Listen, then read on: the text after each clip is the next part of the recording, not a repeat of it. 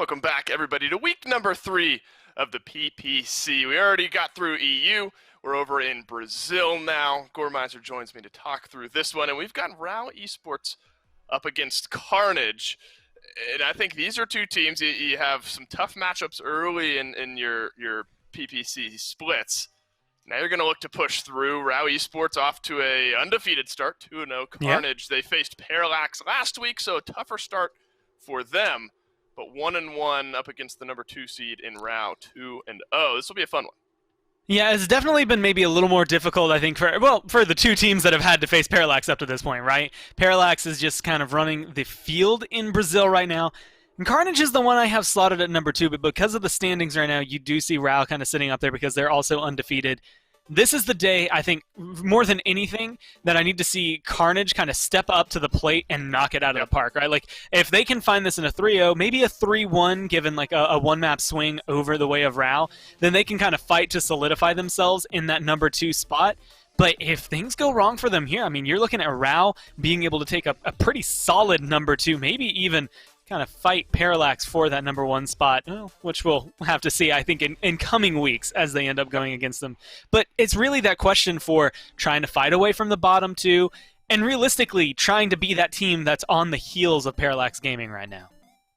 I agree. I think this is a matchup that'll answer a lot of questions. Obviously, in the first few weeks, it's the first time a lot of these teams will be going up against one another. But we're really going to start to see a lot of the top teams shaking out. Really just one head-to-head matchup is all the data that we're going to be able to look at. But is Rao unstoppable? Is Carnage Gaming 1-1 just because they ran into the powerhouse that is Parallax? I think those are some questions that we'll be able to take away from this matchup. Ice Mines, though, map number 1, a bit of a slower start, maybe, if it ends up going that way from what we're used to in a lot of these sets. Bans-wise, nothing super unexpected. Maybe the Vivian raises my eyebrows a little bit. Yeah, but I think, honestly, it comes down, when we see where Rao has been very successful in these last few days, weeks, how about, it does come down to the Vivian maybe being more essential, and I think on this map, Vivian can play into it. Again, when you look at Rao, you are kind of looking at something very similar to what we just saw during the last set with Onslaught, where you're going to have some guys that are playing on controller. Vivian plays very well on controller, and honestly, right now, she's really solid for dealing with shields, and while frontlines maybe aren't the forefront of a lot of these meta, Brazil is kind of doing what was the standard, kind of the 2-2-1 with 2 front lines, 2 DPS, 1 support. And so having something that can shred shields maybe kind of opens the door of taking them down. Something like an Ashe, especially if she does decide to go something maybe more shield-oriented, or if a Barik comes through maybe a little later. They just don't fare as well against Vivian. Girl, I gotta ask, though, specifically this Tiberius. I think we've seen him picked 2 or 3 times, and maybe, like, there was one of those 3 that looked good? Is that a Tiberius issue, or maybe he's just so specific in a type of team that he can play into? I think a little bit of both, and I think there's going to be a portion of it that's also just teams trying to bring him into this meta right now and seeing what they can do with him, right? Because if you are picking up Tiberius, he's the new kid on the block. He's going to be coming in, but he fits in like a DPS. I think his ult is probably one of the best for being able to touch and keep things in overtime going forward, and finding some good damage onto the front lines. I just think finding the place where he slots in perfectly has been difficult, especially when you're going up against things that are tried and true. I mean, Viktor has come through every single game, he's top damage. Cassie has come through a lot of games, been top damage. Same thing with Lian. You're trying to go into this as a projectile champion with something kind of new and twisted for you, but I think on a map like this with a lot of corridors, you can maybe find some interesting bounces and still find good damage. I thought Tiberius was maybe where the curiosity would stop, but a Talus to round out the Carnage draft here, and then a Moji on Ice Mines to round out the Rao draft. That's not King Kaiser. We're not watching Los Gatos here. Moji was King Kaiser's pick through and through. Does Moji work here on Ice Mines? Man, you kind of hope, don't you? I mean, if you're headed right now, you're really hoping that it does, but it is looking...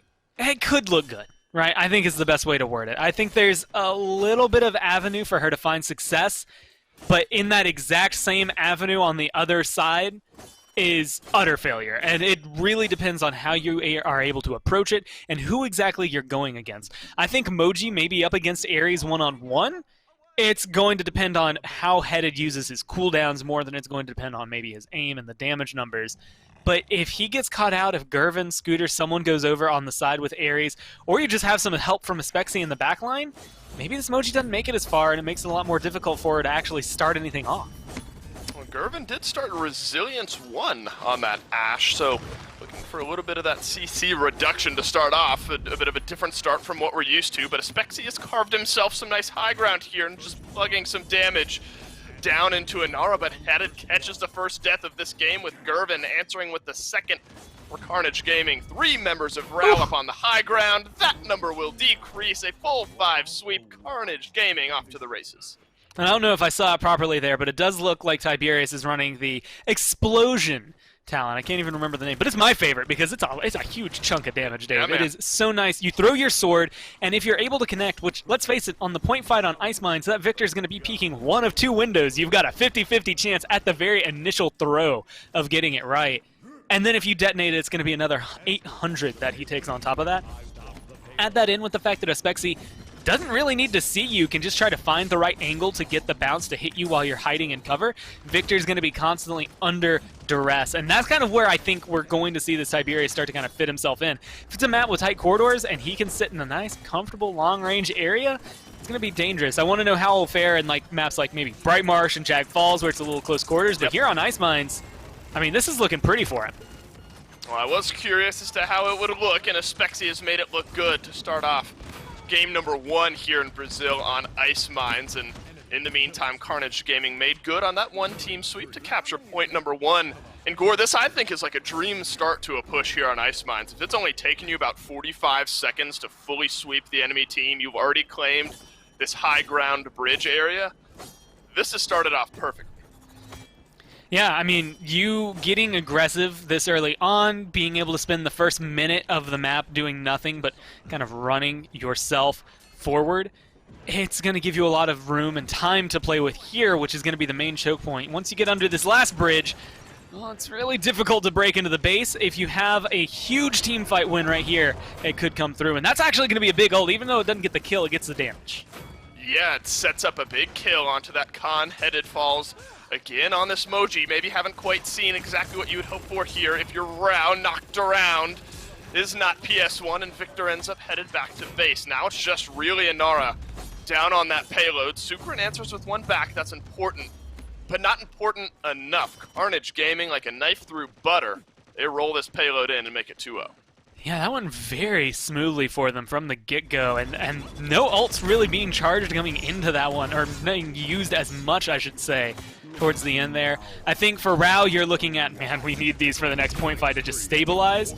But I mean, if you're Carnage, you don't need to use anything going into that. I like the fact that they were able to throw out the Tiberius ult, use it, get aggressive, cancel it out. He's charged it back up, so we'll have it for the point fight. And there it is. Yeah, the Tigran's Fury. So Heavy Blade now explodes instead of recalls, and he's using the cooldown reduction at max level. So he is tossing that out often, and honestly, I actually like this loadout a ton. I think when you're looking at Tiberius, the 2 talents that are maybe going to be the most prominent are giving his chakrams 2 extra bounces or giving the blade the explosion. And if you angle it right, I mean, this blade does a massive amount of damage. You could hit 2 to 3 people or just set up some huge kills for your Talus. Well, I know you can't see me, but I'm laughing my head off in the meantime. Ares has true powered immediately from base, deleted not PS1 on that Viktor to start off this mid-fight. Now not PS1 mounted up, having to return, but immediately Ares shuts him down again. There are a couple kills for Rao in the meantime, so it's this fight that really might determine what happens for the rest of this mid. Another kill onto GuhRVN as the Ashe headed back to base, and despite a pretty rocky start to this mid, Gore, Rao Esports have gotten themselves control. And Ares gets picked off trying to get back to the objective. Barik's available, but the dome shield's already been used. Viktor's going to be in a good position, has the barrage available. Like, there's a lot playing against Carnage Gaming here, and it's not just the comeback mechanic that's already got Rao up to 93% and in control. coolNZ has gotten Aspexy as well. That Tiberius so important for Carnage Gaming in these mid-fights. A barrage is going to plug down enough damage to get rid of Scooter as well. Now with 99% is Rao, you're just going to have to send Miracle Touches through, and Ares is the most recent to do so. But not frequently enough do those touches come out. Carnage Gaming, they crumble here in mid-fight number 2, and Rao Esports, they take a point. And it feels really good for them there, but I don't know, a lot of that ends up playing in their favor. I think Carnage Gaming, when they started to notice they were losing the fight, maybe threw a little too much at trying to maintain, and gave up so much that they didn't have anything to reclaim, right? They didn't have the assert dominance to come through, and honestly, they ended up kind of staggering themselves by using it. The Dome Shield being used so early on instead of trying to be used for an overtime. It just kind of kept them out of the own point just because of their own undoing. Whereas Rao, I mean, they played it well. Barrage was used just to try and find a little bit. They've had snack time available, so that execute being up on Moji is always going to be huge against two tanky targets like Barik and Ash, but I feel like if they maybe manage their ults a little bit better, they could have paused that fight just a little bit more, much more like they're doing right here with this payload. It's moving a lot slower than it was for Carnage Gaming. I'm curious what you've made of the Moji up to this point as a whole, even outside of the ultimate. I mean, headëd, you know, I think a rough couple of points to start off this game. Rao as a whole, I think, faced a similar fate. But obviously an 8 streak now, headëd's starting to find a little bit of momentum. And being able to build this up slowly but surely. I mean, look, Dave, we're seeing Moji in one region and one region alone. Brazil's running it, but Brazil seems to understand how to run it. And I will put this caveat on it. It is almost always 100 or 0. It's either on or it's not working for your team. But when she is working, I mean, it's a lot of damage. I mean, look at this. headëd is running forward. You said an 8 streak building up. Now he's on 11. And it's a lot to deal with, being able to use your magic barrier, go immune, get that mark applied so you get that bonus damage. Like, it just stacks up on itself. You can kind of keep it rolling. But if you get caught out just one step out of place, all of a sudden, it can all be taken away from you. No, I think this is a good defense from Carnage in the meantime. They found just a couple of picks. And this is where Ice Mines, you know, it gives and it takes away. And Rao had been given a lot by the map and moved themselves very close here with 20 seconds left.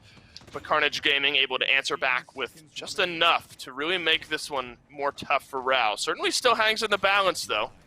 You just look for a few kills, maybe an opening pick is all one team or the other needs. This is important for Carnage, puts them on map point for map number 1.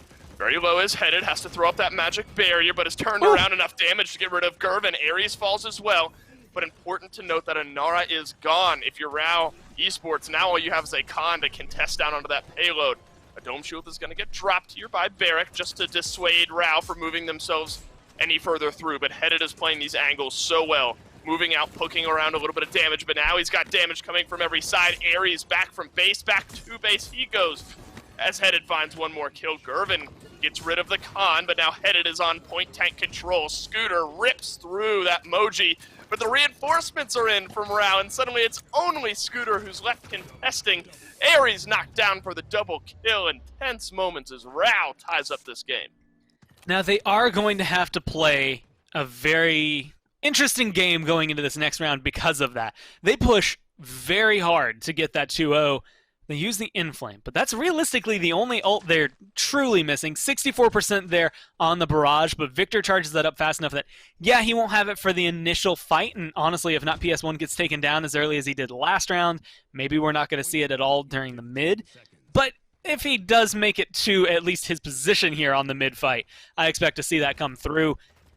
On the other side, they're missing Dome Shield. And that, in my eyes, it's 2 of the biggest ults in the game that are going to be gone. Yep. But Scooter is in a better position, I think. Not having Dome Shield, but having assert dominance kind of makes up the difference. Not having that Enlightenment, the other ults from Rao are going to have to come out, and they're going to have to come out clean. Or else it might be a slippery slope down the hill on Ice Mines as the payload gets pushed by Carnage. So we'll have to see how they're able to handle this. They have a lot, and there's the Seismic Crash to start things off. A couple ultimates maybe opening the door here, though. Instead, it's headëd, who had a massive role in the final push going through from Rao. Falls first off here, and coolNZ is going to drop as well. So 2 members down for Rao. Can Carnage Gaming further that lead? Yes, they can. Not PS1. Falls to the deadly blades of Aspexy. Scooter gets a kill as well, and now Carnage Gaming can move themselves forward to zone. Yeah, and this is the deadly zone, right? I mean, they're sitting technically behind. Now you finally take the percentage lead, but you're just looking for damage, you're looking for poke, you're looking to knock them back, and, well, if you have something like a Talus who can get that aggressive, you can go get some dismounts on anyone coming just out of the base. It's one of the things we used to see maybe at the very beginning of Ice Mines. Right now, it's perfect to be able to stop them from getting there, because even with a kill onto someone like Scooter, it might not be fast enough for them to get to the point. And I'm not sure anyone is going to get in range. A double kill from Aspexy just to get the payload moving in the right direction, because this is all a moot point if you're Rao Esports. Carnage Gaming have captured point number 3, and they've gotten team wipe right on the back end of it. How much can you take now if you're Carnage Gaming is the question to answer. Well fought out and a great zone gets Carnage Gaming point number 3. And again, much like the last time they grabbed the objective, they're already off to a solid push at the very beginning. They've got 3 big ults to kind of keep this one rolling forward. And that's what you need. Like, this is the formula for success here for Carnage Gaming. And if you're looking to try and seal the deal and push a payload in at the very end, you've got a Dome Shield, you've got an Assert Dominance. Those are 2 great ults that buy time, but Assert Dominance is going to get used in the corner just to find some kills.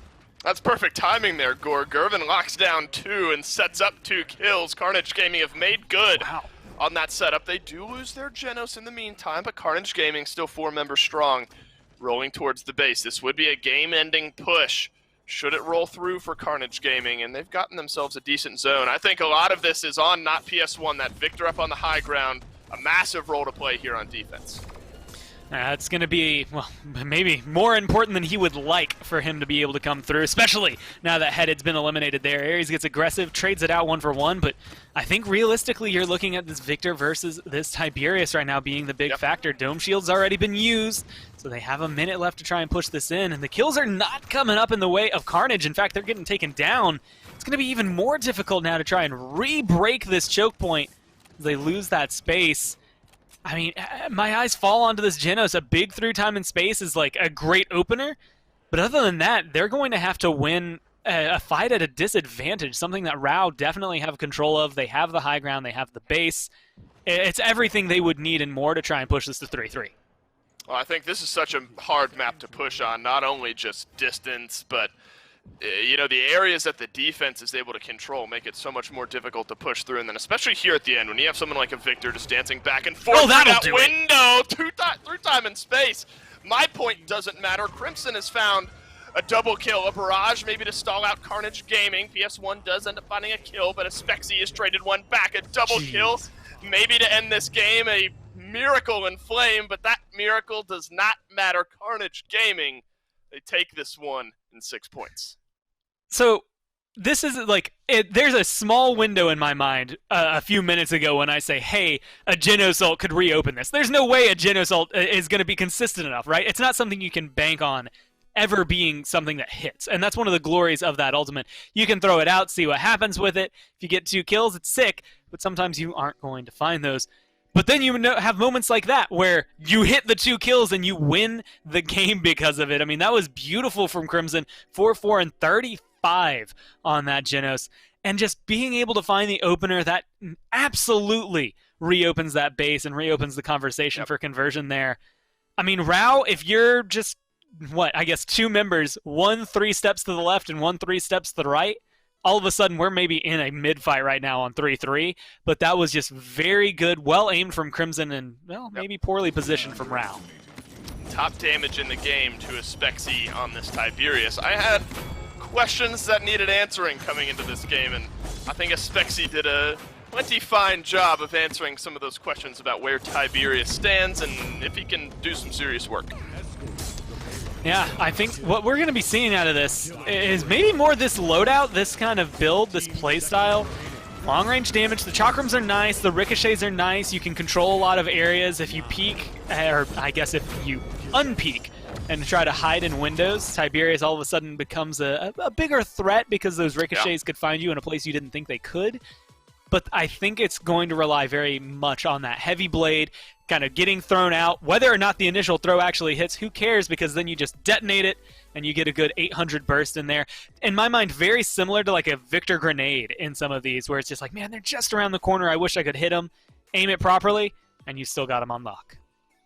And that Moji pick still curious to me. I think headëd looked good on it in the right moments, but not quite consistent enough through the end. And then, of course, you have to shine that spotlight on Crimson around the bend. Serpent Beach, though, for map number 2. And we've seen kind of an interesting meta form early on here in the PPC around Serpent Beach. And not only here in Brazil, I mean, you have to think Moji may be in this region, but I think Buck has become a pretty popular pick here on this map. Yeah, I mean, this is one where if you are willing to run it, and I think it's because of, like, where we see Eevee right now, banned. Where do we see Maeve? Like, well, I believe last game banned, this one available, so maybe she's going to get picked up over him, but it gives you some hit scan, it gives you some healing, and that's the thing that I think Buck brings that other flanks don't have.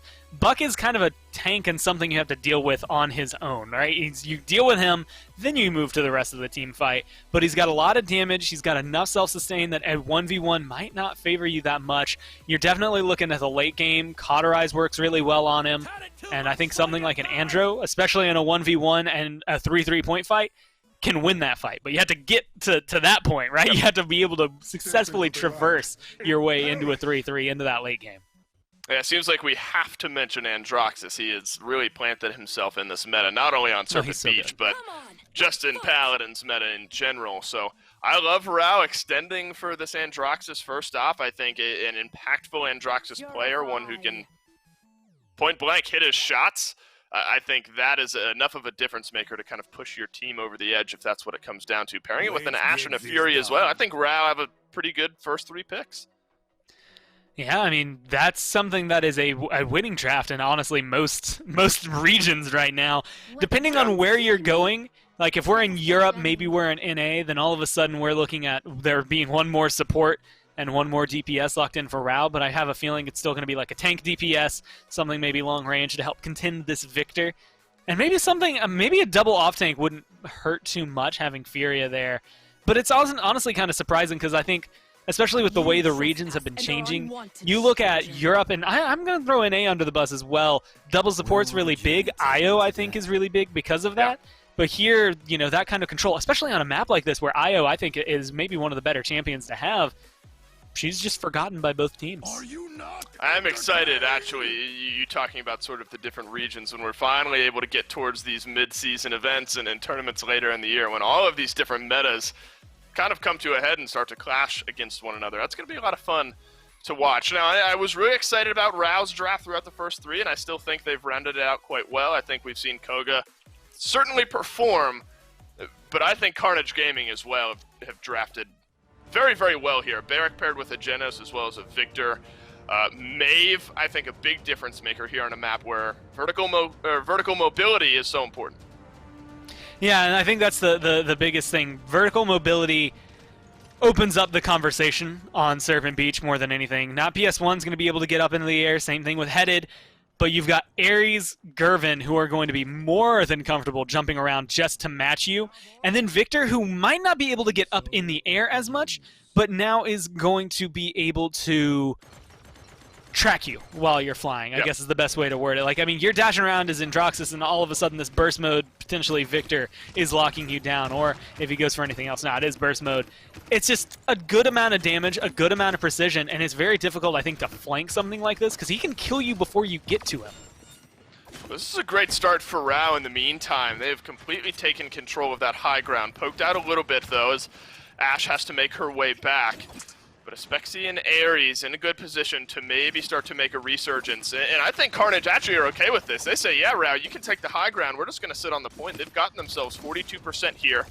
No first blood in this game just yet. Could see it here as Ares drops, not PS1, who's piloting the Koga. Now you got a numbers advantage if you're Carnage Gaming. How much can you push that, though, is the next question. Crimson effectively ends the previous game with a double kill and might get Carnage Gaming point number 1 with a kill onto headëd. And being able to lock down this Inara, stagger her out as well. I mean, that's 10 seconds longer with no Inara than you have anything else. Rao's going to be able to kind of get back into the fight, and I think we'll see maybe a little bit of a resurgence, but having just the Ashe, no ult available to try and go and contend, it starts to get a lot more shaky as to whether or not you can actually push off of this objective, especially with how aggressive the positioning is going to start coming out from Carnage here. You get in there, you get your Viktor into a good spot, and all of a sudden you take control. And one of the biggest things on Serpent Beach is losing the high ground. Now you can retake the high ground on the point, and honestly, if you want to, you've got 2 champions who can get aggressive and take the high ground away from Rao immediately. Maeve looking to hold that angle, Buck as well. Like, GuhRVN's playing this very, very appropriately. Well, it's a last-ditch effort here from Rao Esports to try to move through. 99% for Carnage Gaming, and overtime is on. Cool, though, drops almost immediately. He contests his just for a little bit too long there, and enough damage from Carnage Gaming will put that one down, but they've gotten in flame, Rao do. Not enough to keep Barinoo alive. Headëd falls as well. Suddenly you got a Barik dancing around behind his shield. Overtime looking low, not PS1 will fall. At this point, you're just throwing bodies. Carnage Gaming, they zone out effectively, just as you say, and grab point number 1. And I think realistically what you're looking at is that Inflame comes through, and you worded it perfectly, where it's not going to keep you alive. It can help you kill better, but you're not going to just live off of it. It's not enough sustain, and that's where Ares came into that. First off, on one of his best champions when it comes down to it, which is the Maeve, but running and being able to get that Midnight kind of in a counter to it makes it difficult for that damage to work if it can't quite find a home. So helping kind of take that Inflame and dial it down, then you get something like a Buckwild to get aggressive. You're trying to get this payload rolling, similar to Ice Mines. And if you can take the high ground, which again, they have 2 champions that excel at not only getting up there, but getting through anyone trying to defend it, then this is looking beautiful for Carnage. Gore, I've loved what I've seen out of Ares on this Maeve in the last 30 or so seconds. Moves his way through 2, maybe 3 kills, checkering that kill feed. Rao looked like they had a good position there on the high ground, but Ares shuts it down immediately, and now you have 1 minute and 25 seconds left to defend. Not a lot of territory. Crimson will plug some damage, but no kills this time, no double kill for you. Some ultimates still online, but with GuhRVN dropping down, things become a little bit more difficult now for Carnage Gaming. Ares wants to move right back through. That's a nice Furia beam to lock him down. Barinoo is trapped, not PS1, back to base. Suddenly Carnage Gaming find a resurgence, and that might be just enough to grab their second point this game. Cool. See you later. SUKRAN as well. This game is 2-0. Yeah, I mean, at the end of the day, you're having a great Barik performance, which is probably not helping too much. He synergizes well with the Jenos. There's a lot to look at in composition-wise from Carnage. But then also, Ares is just playing out of his mind right now. And this is something I missed seeing last week. Then again, last week it was kind of Ares versus Freeze God, which is not an easy matchup for anybody other than maybe Freeze God. But here you're looking at him, again, in one of his home elements. It feels comfortable on this Maeve. It's one of the things when he was on Space Station Gaming that we liked seeing him on. And honestly, I think that carries on here to Carnage as well. It's just been comfortable. 7-1 for him right now, I believe is what I saw. You have Aspexy going Undying. It's just good play from them. And Aspexy going for a full bulldozer early on, which I believe is honestly just not helping the Inara any. It's not going to be doing much to deal with anybody else other than her. Well, Rao Esports, you talk about Undying, only have 2 kills on the board, 1 onto Ares, 1 onto GuhRVN, so 3 members of Carnage still Undying, but now it's 2 as Scooter has fallen. Aspexy has done so as well. Caster's Curse biting me a little bit there. Carnage Gaming, really for the first time in the last 5.5 minutes of this game, fully staggered out, and Gore, this is a fast cap scenario. This is where Rao Esports will flourish, and I think they grab their first point. I mean, it depends. They use the Midnight. You have There's Ares coming back in to be able to get that. They have the ults available to try and prolong this, and they're going to use them, but it's 97% on one side to 9 on the other. Yeah, you have to completely win this fight here if you're Carnage Gaming, and losing Scooter and that Dome Shield certainly doesn't help your cause. GuhRVN leaps through. GuhRVN falls down. Thank God Rao captured that one. I called it 30 seconds ago. I wouldn't have looked good there just for a moment. Aspexy is going to fall on the back end of this fight, but Rao Esports find themselves really, for the first time, a big sweeping win and grab themselves point number 1. I mean, it's going very similar to Ice Mines so far, right? 2-0. Maybe we see Rao answer with their own 2-0, but I think it's a little more difficult. They have the same ability to get to the high ground, but again, Buck is going to be a little tankier. It's going to be able to be more difficult, I think, to burn him down. They require 2 right there to get rid of him. If Ares moves up there, if you have Aspexy up there to defend this high ground, then it becomes maybe a little more difficult to push it forward. But so far, they're not hitting into the snags I think they should. In fact, they're having anything but. Ares isn't popping off the same way we saw around the push for him. And as of right now, they'll maybe slow it down thanks to killing Inara, but I don't know if you're Carnage, you can rely on just slowing it down. You need to full stop this. I've loved, it's been so fun to kind of watch the Androxus versus the Maeve, kind of their delicate dance, the 1v1 they found, because obviously you have your squishies up on the high ground now. If you're Carnage, you've got to find a way to stop Koga, stop Androxus from just free taking it up there, and a lot of times that kind of comes down to these 1-on-1 engagements. And Carnage have done a good job of forcing Rao back from those high ground dives. They'll need some more of that though, Gore, with a minute left. Rao, they could tie up this game after we've already seen a successful cap on the other side and losing Ares first off. Yeah, they're going to need a little bit more. Yeah, well, this might be the kill they need. Not PS1 has been a thorn in their side, and again, is one of the big openers, I think, for Rao, and it allows GuhRVN to stand up here and just kind of pelt shotgun damage down into it. If he wins this trade with the Androxus, it would absolutely help them seal the deal. But it's just so dangerous. I mean, you get stunned out here, and that's as good as a kill. Couple of those, even 3 are down now for Rao Esports. Carnage Gaming up on the high ground. Rao Esports, no land to grab. They're going to lose not PS1 a little bit later out. Now that's a big stagger with 15 seconds left. He's still 5 seconds back from respawning. Carnage Gaming do have 5 ultimates. Rao, effectively 5 once that seismic crash comes back online. If you're Carnage Gaming, you love to defend this, keep all 5 ultimates, let them go at the start of the next mid-fight and just take this game. There's going to be an overtime here, but with headëd dropping down, you're immediately at 4 members. Rao Esports might lose their support here. What a flank by GuhRVN, looking for his third kill, and he certainly finds it. This buck's starting to fire on all cylinders as Carnage Gaming take their 3rd point. Look, I'm going to tell you, if there's anything that I am scared of, it is a Luminary Buck headshot. That is going to be more damage than any one person has right to do.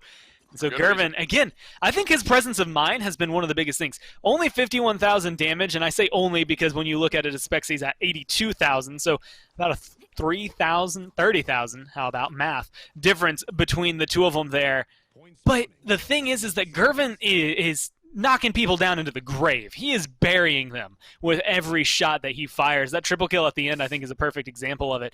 You find a headshot, again, the Luminary on top of it is going to make that a 1 to 2 shot kill against, like, not PS1, against SUKRAN, and against headëd. And those are the targets he wants it to be the most. We are, though, entering the point of the game where he's going to have the most trouble. His damage numbers will be there, but the healing numbers will not. The cauterize on Rao is going to make it a lot more difficult for him to keep up this amount of aggression. Rao are going to let that inflame fly, but Buck Wild to try to answer back. headëd is using a cursed arm as well. They found nothing with that inflame. Instead, it's immediately another double kill for GuhRVN to move through. Crimson is sniped down on a not PS1. Disastrous start here for Rao. That's a full 5 ultimates used by Carnage Gaming. Still a seismic crash, still an assert dominance, and 66% for Rao.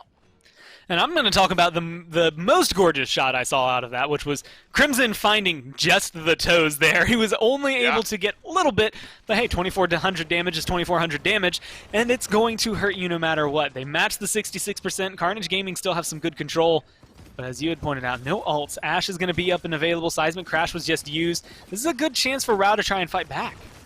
But another ultimate falls flat. Instead, it's Cool who drops, not PS1 follows. 3 members left alive for Rao to try to save this game. SUKRAN gets the kill, but he's not in range to contest. Carnage Gaming in 4-1 fashion, they'll take Serpent Beach.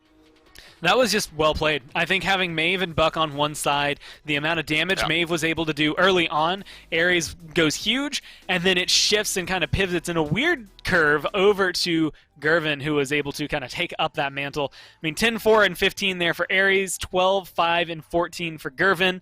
And Aspexy did the most appropriate thing. He shined bright as a DPS player without having to make any crazy highlights, without having to do anything. He just sat in the back and played Viktor, and that's honestly the most relaxed you could have. Almost 100k damage and not even 50,000 on the side of Rao. So he was more than double what you're able to see on the other side. And it's coolNZ who has the 50,000. I mean, you're Koga and your Androxus, you're hoping they're going to head up your damage charts, and they just weren't able to do so. I think there was just enough offensive presence from Carnage Gaming, and more so, just enough is an understatement. But I think between this Buck, Viktor and Maeve as well, life was so difficult for this Koga and this Androxus. I mean, it's just watching GuhRVN play this, it fits so well and so comfortably. And again, anytime you see that Jenos mark in the bottom left on top of him, which was pretty much every single moment, it just makes those shotgun blasts do so much. And it's been a while since it was added, but that 5th shot that he has in his shotgun versus those who maybe played a while ago and are only used to having that 4th, man, it makes such a huge difference being able to find that. Just that last little dink you need. on someone who's maybe just a little over the threshold, or maybe you miss one of your headshots, but in a lot of those highlights, guess what he was getting? A lot of clean headshots, and that damage just, it gets to almost like the point of a sniper rifle that we see out of like Knessa and Strix. It does enough that you are not going to be happy. Well, I love seeing Buck succeed. He's such a fun champion to watch, so a map like Serpent Beach, especially there for Carnage Gaming to really pop off and get them the win. It's a lot of fun to watch. It is the 2-0 now for Carnage Gaming. We're going to take a quick break, but on the other end of it, we'll see if Carnage can lock it out in game number 3. Welcome back for game number 3, and some good dancing by GuhRVN between Carnage Gaming and Rao Esports. We've had a close one to start off this set, Gore, but I think that's a big momentum shift. It was already with Carnage after game 1, but I think a big Serpent Beach win like that really gets the wind in their sails heading to game 3. And honestly, that's where they have to kind of look at it. If you're Rao, you need to stop momentum, and it's a difficult thing to do. That was a very good draft coming down from Carnage going into Serpent Beach. They played it well, and when you have both of the factors coming in, mechanics and the drafting, I guess like the meta game that comes through, it becomes infinitely more difficult to try and figure out where to change it and where to take it. Like, I mean, there's a couple of maps that we don't see too often. My mind immediately jumps to, like, Bazaar. A lot of teams don't like going to. You need something in your wheelhouse, and you need to make it yours. Frozen Guard is going to have similar tones of maybe an Ice Mines. Maybe not quite as slow, but I think we've seen the tendency for Frozen Guard to be a little bit lengthier. My question is, moving into this map, those long sight lines. We haven't seen quite as much Lian, obviously some of the snipers in and out of the meta. I wonder if either of these two teams extend into that sniper conversation because of some of those longer sight lines here on this map. Man, it's so weird because, like, part of me is always thinking about how good Strix and Knessa used to be on this map and how often we used to see them.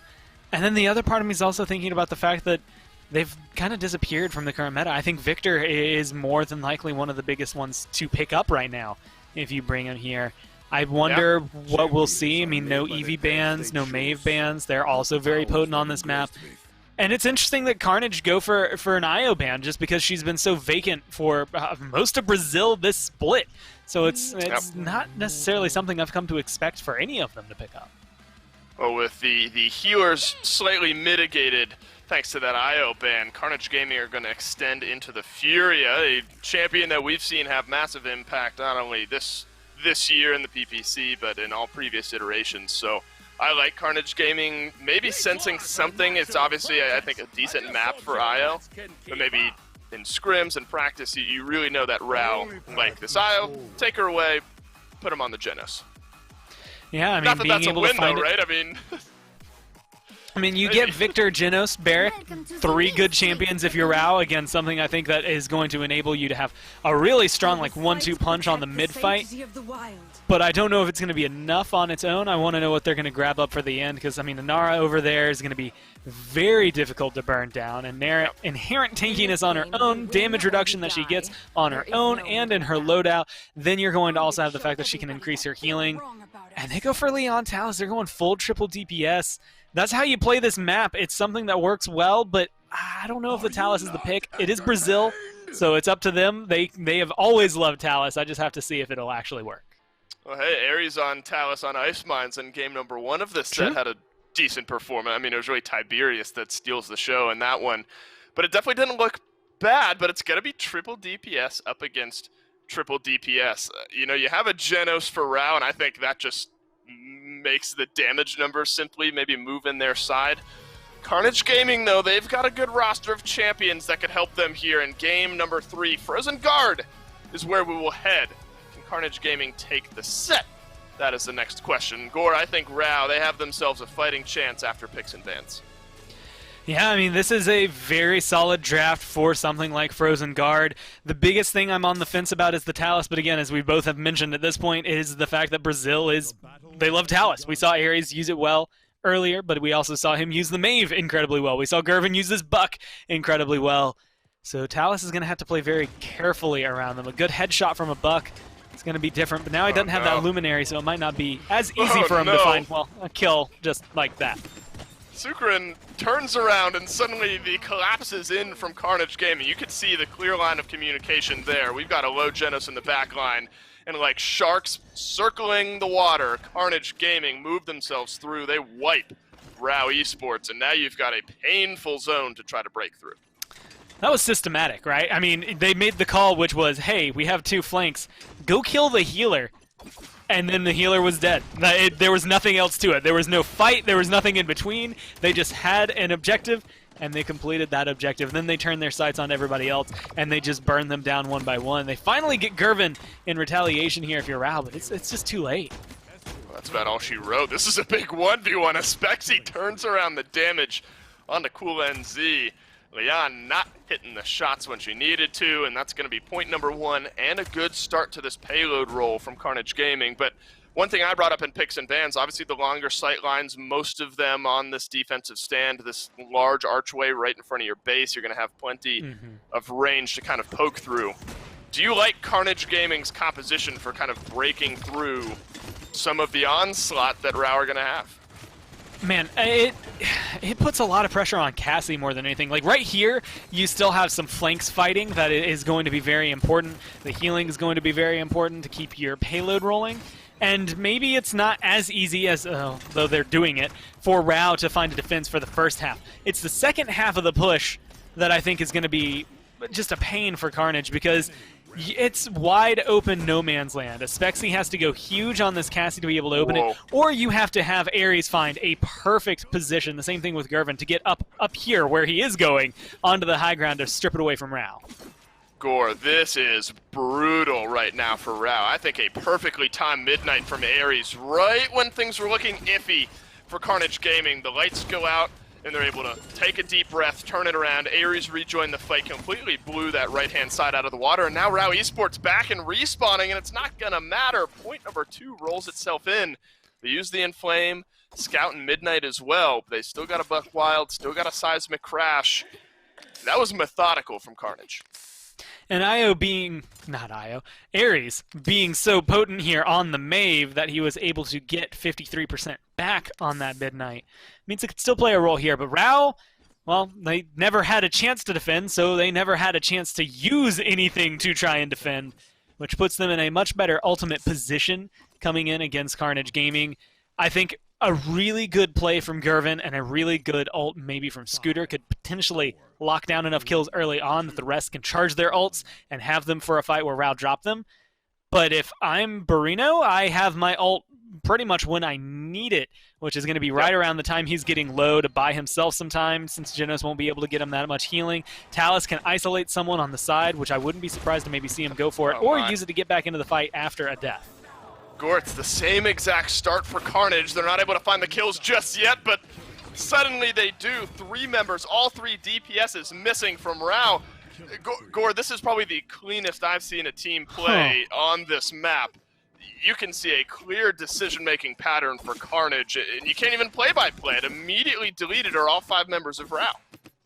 I wonder if they got the memo that they have their ults, because I will give it that Scooter had a good ult there, and I think the play between Carnage was just so clean from top to bottom, all 5 members, that there wasn't much to do. But there's going to be a through time and space. There's going to be Talus ult. They're ready to throw them out and just use them when you have them.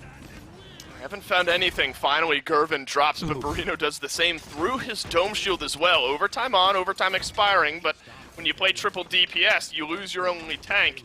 Contesting is going to be hard, and that's point number 3 in 5 minutes on Frozen Guard. And it just makes sense that this one's going to go quick, right? I bring up Frozen Guard and how it sometimes is as slow as Ice Mines. This is anything but. I mean, it is tactical, right? I mean, this is exactly what you would expect out of a team that maybe has a lot of practice on Frozen Guard, which when Rao, again, loser's pick, come here, I kind of expected them to be the ones leading the show, especially with their draft, something that feels comfortable on here. Again, both teams going triple DPS, but having the Jenos has been maybe a little bit stronger. But right now, I'm looking at Inflame being up. You lose Scooter, you lose Ares. Oh, and they just used it. I was going to say I hope they hold on to it, but that's going to help at least kind of make this fight go equal. There's almost too much to talk about, I think, for Carnage. I think Aspexy on this Cassie has been firing on all cylinders. 13 streak for him. Crimson on a 17 streak on this Furia. I mean, there is so much to look at, I think, if you're looking at this Carnage lineup and how they've performed this well up to this point.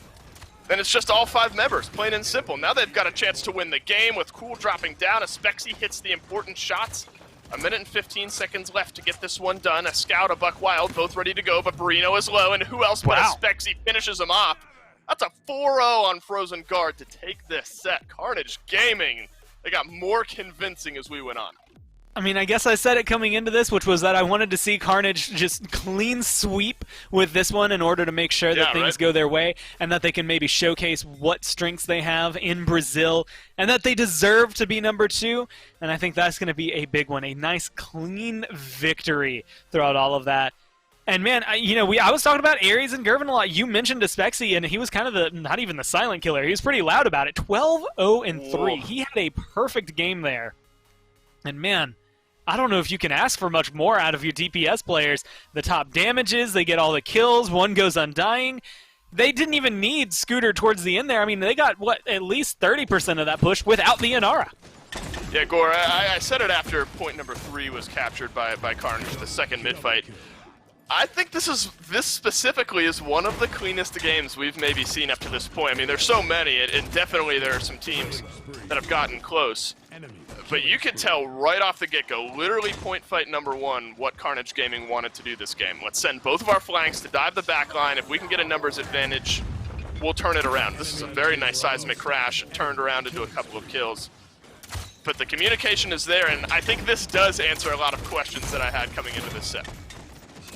Yeah, and honestly, it is the loudest answer that we've ever needed from Carnage Gaming to say, we are here and we're here to play. And the fact that they've been able to move forward is huge. And Dave, I don't know if you're seeing what I'm seeing, but there's a surprise in that loss column. Yeah, Parallax Gaming actually suffering a loss this week. Parallax, of course, the Freeze God roster that the old Mandrakes University, headed up by Freeze God, Midtown, Dintic, those guys, surprising to say the least that we've now seen them snag a loss. That means, obviously, map differential is the tiebreaker, but you've got 4 teams at 2-1, so even more questions now when I thought I had some answered. I mean, it felt like Parallax was going to be the team to beat, but I guess now everyone is on the same page, so it's going to matter even more every match they play. Again, for a lot of these teams, I was saying, yeah, top 2 is going to be nice. That's maybe something you want to shoot for. But with Parallax and Carnage, maybe you're not going to make it. Obviously, Brazil's proven me wrong in that point. But the bottom 2, you absolutely want to avoid just because they will be up for relegations later in the year. Yep. So you have to be very careful. For Rao, a team like this to take a loss here, it's going to be a little bit more difficult. And the same thing, I think, goes into the future. Any of these losses now could be the difference between just barely staying alive in Brazil and getting relegated out. Gore, I don't know now up to this point. We're going to see just how this week broke out. Team Clarity, the 3-0 over Bagamansa, but it was Hivemind who not only beat Parallax, but beat them 3-0. So what got me a little confused, not only seeing Parallax lose, but that was a convincing defeat. Yeah, I mean, having it be that clean, I wonder what was going on for him, because there's almost no way in my mind that they're able to find that much control against a team like Parallax. But I guess we'll have to see in one of these other days as it comes through, because I mean that's a huge win for a team like Hivemind, and I mean it means the world to be able to bring Parallax down to the level of the rest of the mortals, right? Where everyone else is in Brazil, they have shown that yes, they do in fact bleed, and anyone can take that top spot. And Hivemind, of course, that old 5-stack roster, Ice Monkey, Zeeds, Amadeus, Tuga, Zero. I mean, these guys have been playing together for so long. So maybe not surprising that the consistency and the team chemistry has brought them to a point where they're able to succeed. Gore, in some of our other regions, we have teams far and away ahead and on top of the standings, and now suddenly we've got a region where the top 4 teams are just this close. I mean, maybe you still have to give the edge to Parallax, but that leaves some interesting thoughts moving into the future weeks. It's made Brazil, I think, a lot more interesting for any fight for first, because before it definitely seemed like, man, if we watch Parallax they're going to win. It's going to be a 3-0, and everyone kind of knows the outcome. Now knowing that not only they can get 3-0'd, but they can lose, it's going to make them versus Carnage the second time they play going to be a lot more interesting. Them versus Balamansa, them versus Clarity. Like, all these other teams here in Brazil are going to have something to say about it. And while I think Parallax still has a good edge, again, all you have to show is that they can lose at least once, and that can be a mark on their record forever. And they've done that, and that's some good Brazil-wide discussion. Of course, Carnage Gaming over Rao Esports, 3-0 clean for Carnage here in our second matchup of the day. We still got one more. We're going to head over to North America in just a moment. Flashpoint GG up against Shoot to Kill. Stick around. You don't want to miss it.